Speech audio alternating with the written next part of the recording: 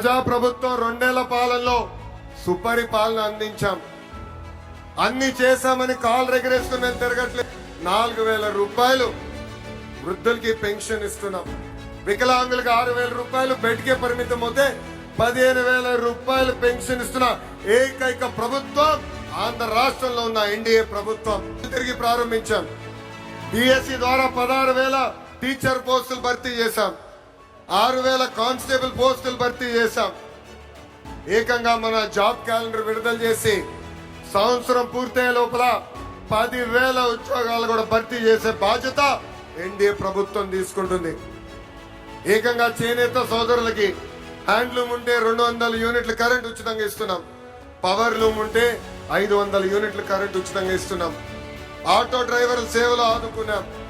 మత్స్యకారుల సేవలో మత్స్యకారులను ఆదుకున్నాం.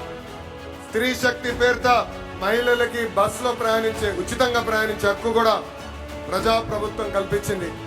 దీపం పథకం ద్వారా ఉచితంగా గ్యాస్ సిలిండర్లు కూడా మా తెలుగింటి ఆడబడుచులకి పంపిస్తాం కూడా జరుగుతుంది.